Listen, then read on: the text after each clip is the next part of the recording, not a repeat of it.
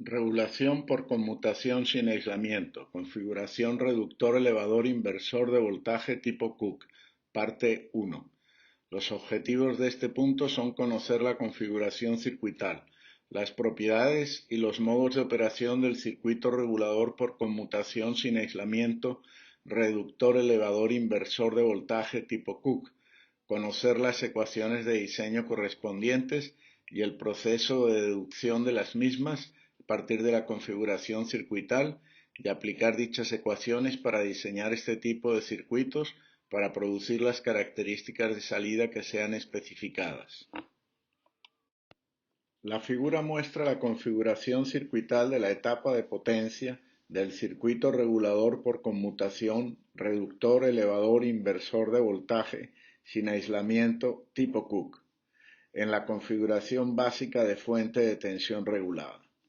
Hay un solo conmutador completamente controlado, el dispositivo M, por lo que el circuito tiene solo dos modos de operación, según M esté encendido o apagado. Cada uno de los modos de operación está caracterizado por un circuito equivalente. Como en el conversor reductor, es posible aumentar la eficiencia del circuito reemplazando el diodo D por un MOSFET de baja resistencia en conducción, el cual debe ser convertido en esclavo del conmutador principal M, controlando su estado con una señal que sea la negada de la señal de control de M, de forma que el MOSFET auxiliar esté cortado cuando M conduzca y conduzca cuando M esté cortado. El conversor Cook difiere de los tres conversores estudiados en los puntos anteriores en un punto fundamental. La transferencia de energía entre la entrada y la salida no se realiza por medio de la energía del campo magnético almacenado en una inductancia, sino por medio de la energía del campo eléctrico almacenado en un condensador. Las condiciones de análisis son las siguientes.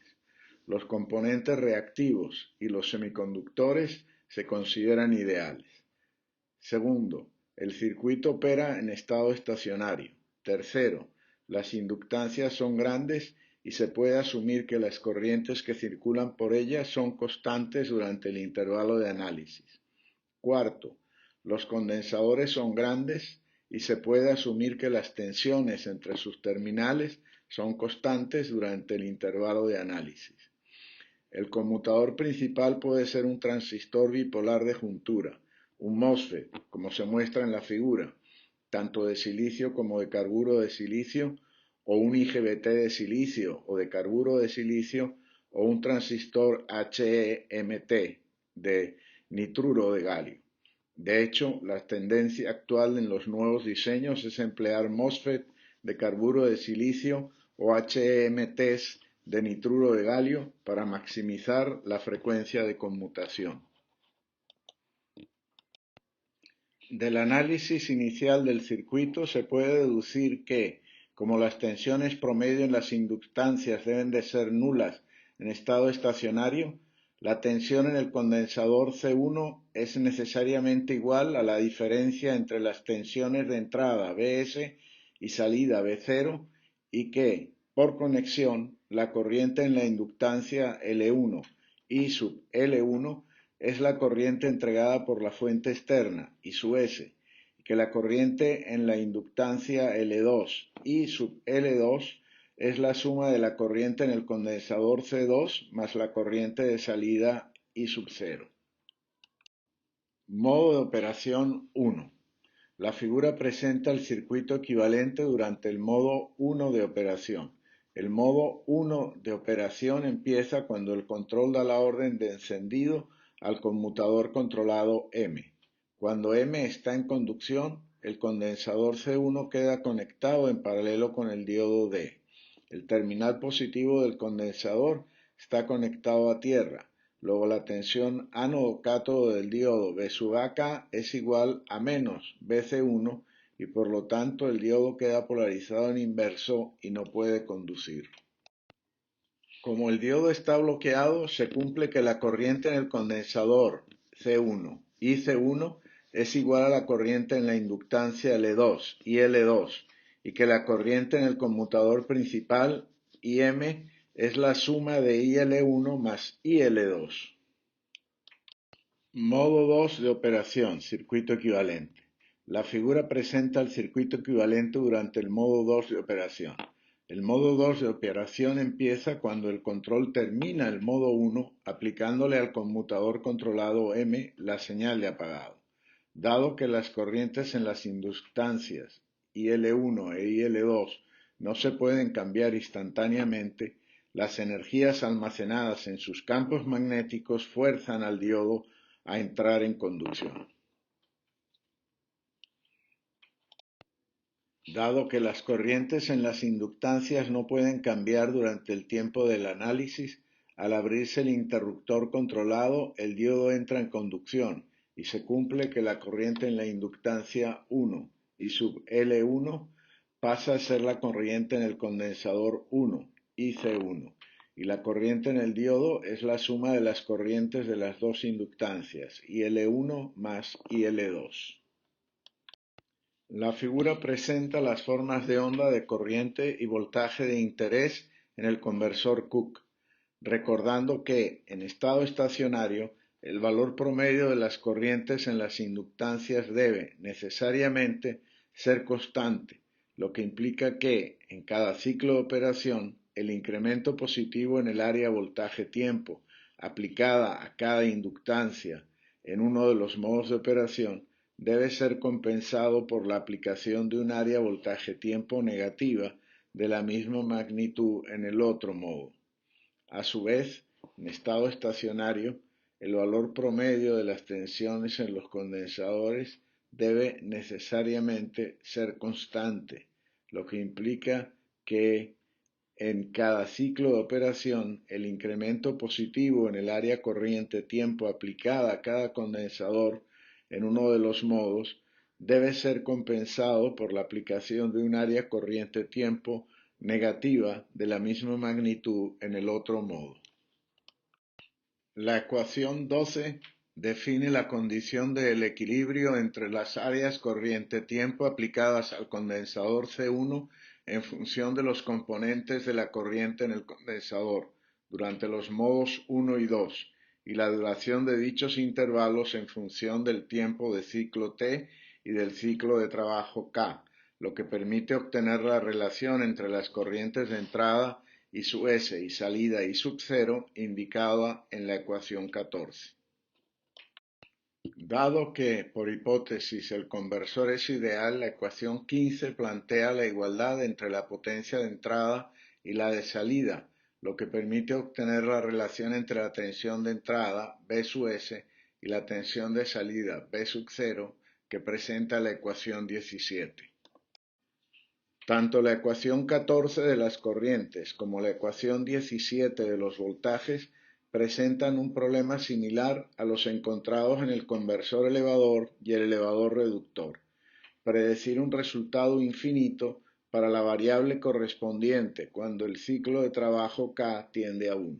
Obviamente eso no tiene sentido físico, lo que obliga a relajar en parte la hipótesis de idealidad de los componentes del conversor. La figura presenta el diagrama circuital del conversor Cook tomando en cuenta la inductancia parásita serie asociada con cada una de las dos inductancias del conversor. La ecuación 18 replantea el flujo de potencia en el conversor Cook, tomando en cuenta la energía consumida por los dos elementos disipativos que necesariamente existen en las inductancias L1 y L2. Esto permite redefinir la relación entre las tensiones de entrada, Bs, y de salida, Bo, en los términos presentados por la ecuación 20, significativamente más compleja que la relación presentada por la ecuación 17, desarrollada en base al modelo ideal no disipativo. La ecuación 20 muestra que, en el modelo disipativo, la relación entre los dos voltajes depende del factor K, de la resistencia de carga externa y de la resistencia serie de ambas inductancias. Adicionalmente, gracias a la inclusión de las pérdidas en las inductancias, se elimina la predicción de un valor infinito, físicamente imposible. Efectivamente, como muestran las gráficas presentadas en la figura, calculadas para diversas relaciones entre la resistencia externa y las resistencias de las inductancias, sí existe una tendencia inicial al crecimiento exponencial en el voltaje de salida cuando se opera el conversor con K creciente, pero ese crecimiento no es indefinido. Eventualmente, al seguir aumentando K, la tensión de salida alcanza un valor pico y a continuación la tensión de salida colapsa rápidamente si K sigue creciendo para alcanzar el valor cero cuando K alcanza el valor 1. También se observa que, para valores de K inferiores a 0,5, el módulo de la tensión de salida es menor que el módulo de la tensión de entrada, que para K igual 0,5 ambos módulos son iguales y que para K mayores de 0,5 el módulo de la tensión de salida es mayor que el módulo de la tensión de entrada hasta cuando se produce el colapso de la salida cuando K se acerca a 1. Hasta valores de K del orden de 0,7, el modelo con pérdidas produce resultados iguales al modelo ideal. Entre 0,7 y 0,8, el error en los resultados producidos por el modelo ideal es creciente y a partir de 0,8 el error resulta inaceptable. La corriente en la inductancia L1 y L1 se incrementa durante el tiempo T1 cuando el conmutador M está en conducción y se reduce en el intervalo T2 cuando M está apagado. En estado estacionario los módulos del incremento y la reducción son iguales, por lo que el valor promedio de la corriente es constante y el módulo de cualquiera de los dos valores, incremento o reducción, es igual al módulo del rizado de corriente en L1. La ecuación 21 define el incremento de IL1, que resulta directamente proporcional al producto del factor K por la tensión de entrada e inversamente proporcional al producto de la frecuencia de conmutación por el valor de la inductancia L1. Dado el valor máximo deseado para el rizado de corriente en L1, delta y L1 max, el valor de la inductancia Lmin, que asegura que no se supere ese valor de rizado, viene dado por la ecuación 22, donde Kmax es el máximo valor de K que se esté considerando usar en el diseño. Bs max es el máximo voltaje de entrada posible. F es la frecuencia de operación seleccionada, usualmente la máxima posible con el dispositivo conmutador seleccionado, y delta IL1 max es el valor asignado como máximo para el rizado de corriente en la inductancia L1. La corriente en la inductancia L2 y L2 se incrementa durante el tiempo T2, cuando el diodo D está en conducción, y se reduce en el intervalo T1, cuando el conmutador M está encendido. En estado estacionario, los módulos del incremento y la reducción son iguales, por lo que el valor promedio de la corriente es constante. El módulo de cualquiera de los dos valores, incremento o reducción, es igual al módulo del rizado de corriente en L2. La ecuación 23 define el incremento de IL2, que resulta directamente proporcional al factor 1 menos K por la tensión de entrada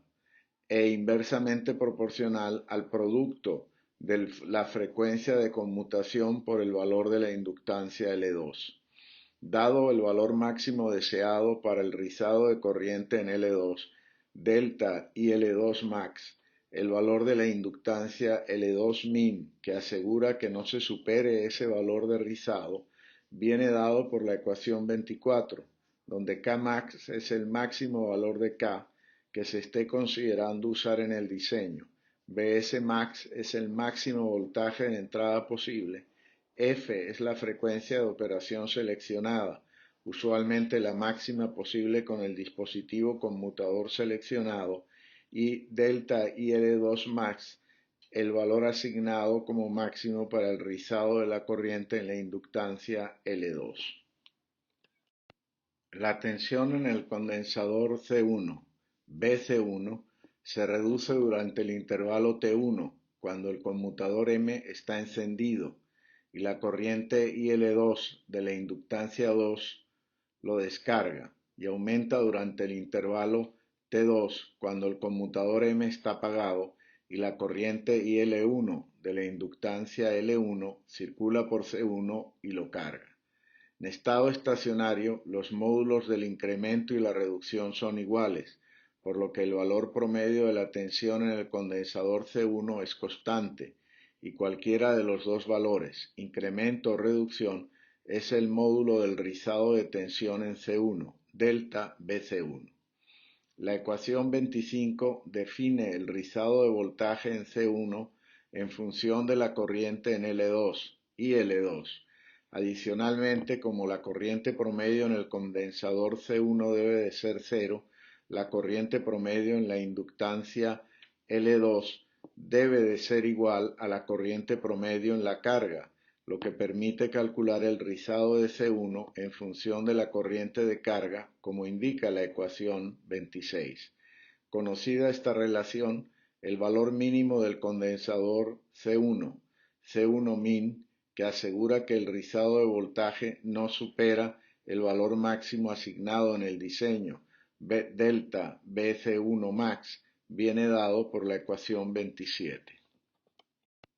La manera más rápida de determinar el valor del rizado de voltaje en el condensador C2 delta BC2 es proceder por analogía, al observar que la configuración formada por el condensador C2, la resistencia equivalente de carga y la inductancia L2 en el conversor Cook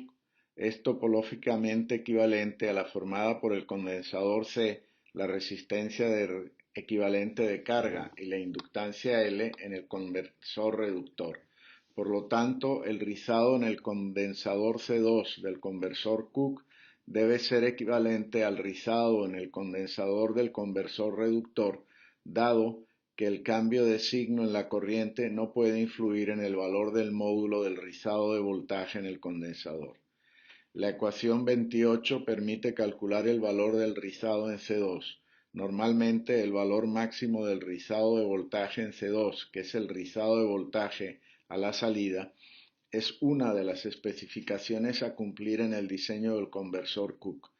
La ecuación 29 permite calcular el valor mínimo del condensador C2 que asegura que el rizado de voltaje no supera el valor máximo deseado en el peor caso, cuando el ciclo de trabajo K es mínimo y la corriente de carga es máxima, o, en términos de la tensión de salida, la tensión de salida es máxima y la resistencia de carga es la mínima.